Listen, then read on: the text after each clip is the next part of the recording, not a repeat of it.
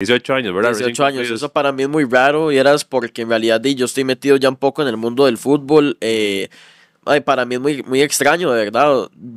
Es bonito, muy bonito que ahora Josué y Teléfono Rojo y toda esta gente uno lo toma en cuenta, pero para mí hasta es extraño el hecho de tener 18 años y estar ahí, ¿verdad? Entonces es bonito, pero también es una sensación extraña porque, si te soy sincero, yo hace un año jamás pensé estar aquí parado, ¿verdad? Claro, claro, y es que yo creo que un poco que tal vez esta diversificación de las redes sociales y de la democratización que hablaba yo, de hecho, con Poncho, de los medios de comunicación, y que cualquier persona tiene ahora un acceso más fácil a llegarle a gente, ha facilitado que las nuevas generaciones arranquen desde más temprano, ¿verdad? Y por eso vimos muchos en Twitch, por ejemplo, tanta gente que levantó tan rápido.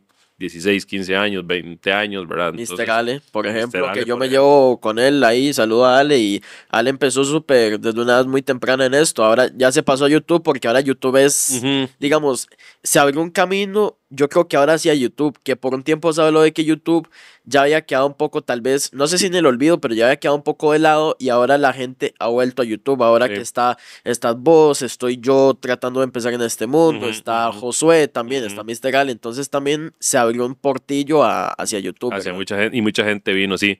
Pero bueno, de entrada, para quienes no te conocen, sos un creador de contenido ahora.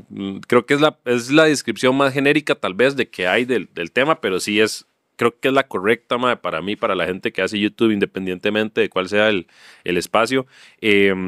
Liguista, por eso el usuario conocido como Magia Rojinegra, ¿verdad? Muy que manudo. muy manudo. Y ahora entrenador de fútbol también, ¿verdad? ¿Ya terminaste o estás en proceso? La D. Sí. Ok, perfecto, sí. Yo la D mía la hice en Estados, de hecho. La C fue la que saqué acá en Costa Rica.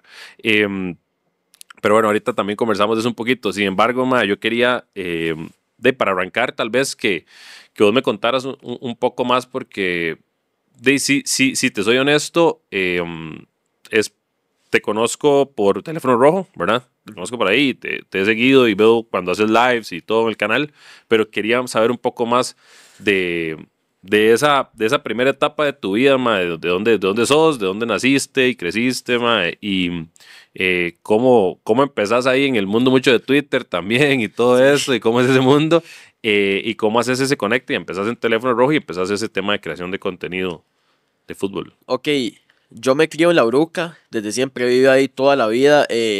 Vivo en una casa con bastante gente, en realidad. Vivo con mi mamá, que mi mamá es mamá soltera, pero no ha hecho un trabajo excelente como mamá. Mi papá biológico, por cuestiones de la vida, terminó yéndose, pero quien tomó ese papel, y yo siempre he dicho que papá no es el que es de sangre, sino el que cría, y ha estado mi abuelo, o yo le digo papi, entonces también es el que ha estado ahí. Ha estado mi tío Hernal, está mi tía, mi abuela, que son las personas con las que me he criado en la casa. Ya mi tío se fue por cuestiones de que ya es un proceso de vida, y se fue a vivir a Heredia.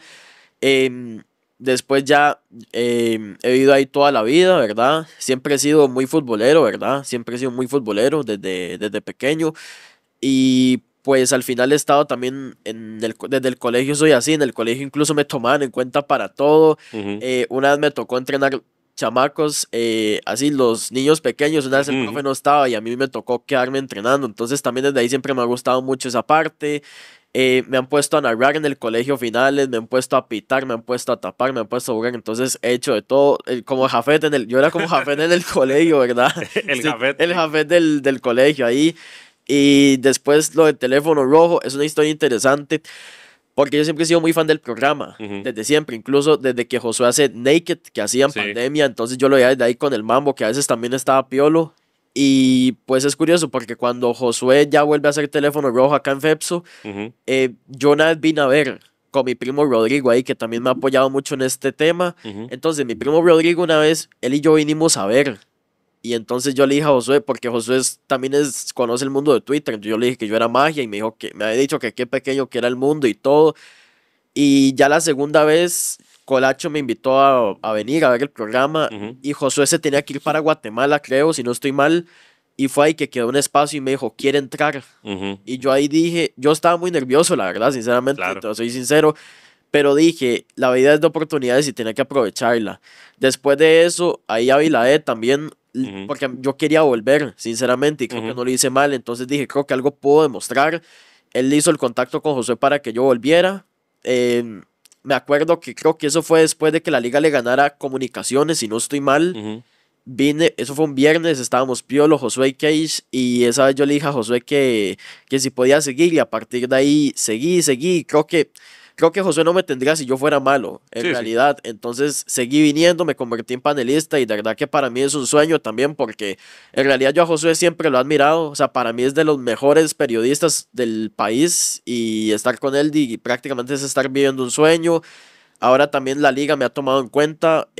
Yo soy muy crítico, si vos lo has notado, yo soy muy crítico con el equipo, más por la situación que está pasando, pero gracias a Dios también en la liga me han respetado mucho la opinión, y, Ujú, ujú. y es como estar viviendo un sueño de manera muy rápida, pero también no solo es estar viviendo el sueño, sino también es el hecho de saber llevarlo, ¿verdad? Porque creo que uno tampoco no puede ser crecido en esto, uno tiene que llevarlo Claro. con humildad, y yo siempre he sido así en realidad. Y entonces también es saber llevarlo y saber sostenerse, ¿verdad? Claro, y estás arrancando, pero con una gran escuela, ¿verdad? Que tenés ahí empezando en esto tan joven. Yo creo, estoy de acuerdo, y se lo he dicho a Piolo, se lo he dicho a Chris, que estuvo acá. Una cosa es que te abran la puerta, porque puertas te pueden abrir muchas veces, y otra cosa es que la aproveches, y por eso, Aprovecharlo. por eso seguís estando ahí. Yo creo que es un balance también importante para el programa, y creo que eso José lo tiene que ver, que vos estés, es otra generación, ma, es otra, no sé si todavía, ahora ya cada vez todo avanza más rápido, no sé si todavía caes en la de Centennial o ya hay una nueva, ¿verdad? Pero de esos segmentos de consumo, que de Millennial, Centennial y toda la cosa, pero sí es en definitiva para mí claro que vos representás, sea como sea, una visión de esa gente también aficionada al fútbol que le tocó crecer con otra etapa de la liga, con otra etapa de esa prisa. Y te quería preguntar, vos, y metámonos en fútbol de lleno, ¿verdad? Vos, ¿qué equipo de la liga es el que empezás a ver? Y primero, ¿cómo te haces aficionado a decir, soy liguista? ¿Y cuál es ese primer equipo del que te acordás realmente? Que vos decís, sí, es que yo vi ese torneo y me acuerdo haberlo visto y los goles y todo, por lo menos de ese equipo de la liga que empezaste a ver. Ok, yo empecé a ser liguista. En realidad, yo me acuerdo ya seriamente por una etapa madura en el fútbol a partir del Brasil 2014. Me acuerdo de la celebración, incluso cuando la carroza pasa por ahí, por la Uruca, por el Hotel Irazú. Entonces, también sí me acuerdo de esa celebración, pero no me acuerdo mucho del mundial, sinceramente. Ujú. Em, yo empecé a ser Manu en el año 2015, invierno 2015 fue el primer torneo de la liga que yo vi.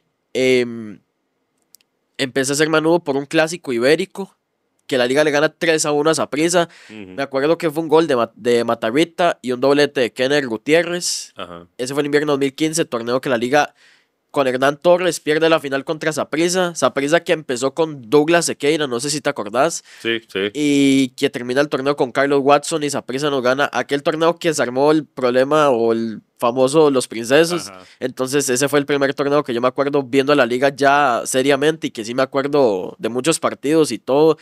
Entonces ese fue el primer torneo que yo empecé a ver de la liga, pero sinceramente cuando empecé a ser un poco más liguista, cuando yo empecé a sentirlo más fue en el año 2019. Sí. Porque, vamos a ver, yo me tomaba el fútbol muy, por decirlo de alguna manera, muy a lo ligero, pero también yo era muy pequeño, entonces también era medianamente normal. Pero cuando la liga pierde esa final de Pineda, Ajá. yo, si te soy sincero, yo me fui al patio de mi casa y me fui a llorar. Ujú. Entonces ahí yo dije, no, yo verdaderamente soy muy manudo. Pero yo soy manudo, sin embargo, no me gusta criticar mucho a Saprissa ni a Heredia. Te voy a decir por qué. Porque al final yo tengo mi color de equipo. Ujú. Sin embargo, yo creo que también hay que. Yo sido tal vez un poco respetuoso. Si hago una crítica es constructiva, pero nunca voy a hacer una crítica destructiva hacia los dos porque yo creo que no tiene sentido, Ujú. ni siquiera a mi equipo. Entonces yo también trato de llevarlo siendo liguista, pero también siendo equilibrado y sin ser polémico porque no es mi estilo. Entonces también es mi estilo, pero es mi forma de llevarlo. Y a vos te tocó, a ver, entonces según lo que me decís, sea, vos solo has visto a Brian Reese, digamos, levantar la copa. La copa. Es el único capitán que has visto. Sí, la 30 es el único torneo que yo he visto a la liga siendo campeón nacional. Y qué fuerte. Bueno, me siento un poco identificado porque, y te cuento ahí tal vez un poco, a pesar de que sí había visto, digamos, a Saprissa campeón, al Saprissa de Guimaraes en el 98 más o menos, que tengo pocos recuerdos de esa Saprissa, me recuerdo un poco de Adrián Maía y demás, pero son recuerdos muy, como decís vos, tal vez no tan... Efímeros. Exactamente, sí son un poco más efímeros y un poco más ya casi que diluidos porque eran, no sé, tenía 7 años y demás, y yo sí vi Francia 98, ahí fue donde empecé a ver fútbol, pero tal vez no están tan claros los recuerdos en sí específicos, y lo que me toca a mí realmente empezar a enamorarme y hacerme sapricista es en el Saprissa que lleva palo fuerte, el Saprissa del 2000, finales del 99, digamos, al 2003, 2004, a la llegada de Vergara, ¿verdad? Entonces me toca ver esas palizas, me toca ver aquella liga que jugaba la final contra Santos y se la ganaba y salía tricampeón y bicampeón y tetracampeón. Y bueno, luego llega la era Vergara a Costa Rica y cambia, ¿verdad? Completamente. Pero sí me tocó como vivir ese mismo sentimiento. Sí, no, igual a mí me ha tocado muy feo, de verdad. Hay gente que podría decir que le ha tocado épocas feas, pero es que ya yo solo he vivido un campeonato nacional en 10 años y eso que yo, o sea, tengo 18 años y solo he celebrado uno en mi vida y ni siquiera lo celebré bien porque fue en pandemia, yo ni siquiera pude salir de mi casa.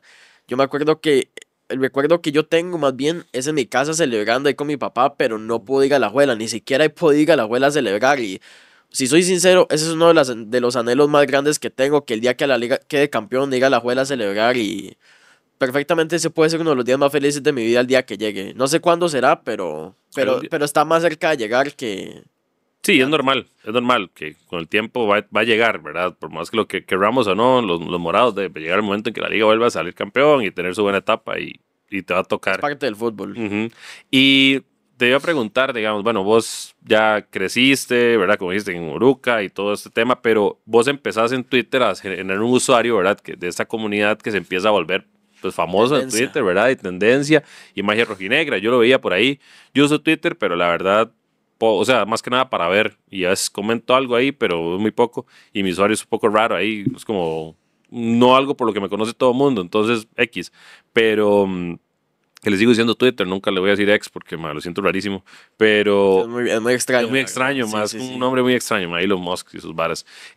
Pero te iba a preguntar, ¿cómo empezaste, digamos, ahí en Twitter? ¿Cómo se dio esa dinámica y cómo es ese mundo, verdad? Porque mucha gente que no está en Twitter no sabe cómo es. Ok, un familiar mío empezó a usar Twitter y siempre me hablaba mucho de los posteos y de todo lo que se hablaba ahí, que es una red súper polémica. Y fue creo que en octubre de 2022 que yo me abrí una cuenta, ni siquiera se llamaba Magia en su momento, ni me acuerdo el nombre, pero hubo un momento en el que yo ya quise ponerme un nombre ya más en forma y una vez me hicieron la pregunta acá que por qué yo me puse Magia.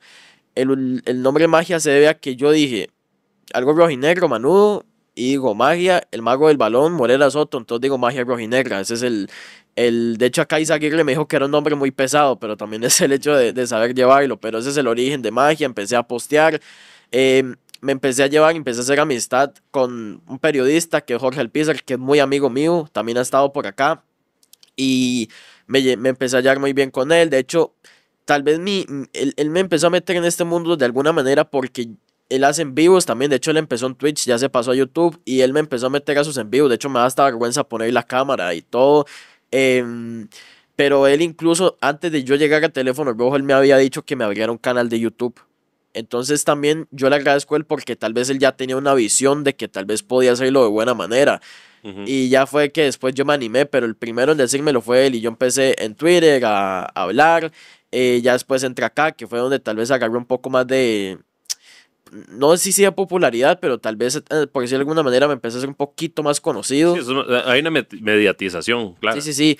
Y ya fue a partir de ahí que me abrí el canal de YouTube. Y entonces, pues es a partir de ahí que empecé a meterme un poco más en este mundo. Y a partir de meterme en este mundo, lo que yo siempre agradezco es que la liga por lo menos me esté tomando en cuenta para algunas cosas, que me han respetado mucho la opinión de que yo he sido muy crítico con la institución, me han tomado en cuenta para diferentes cosas al final, me toman en cuenta como creador de contenido para la institución al final, pero lo más importante para mí es el hecho de que yo no tengo que andar pegándole banderas al equipo, porque primero nunca ha sido así desde el colegio.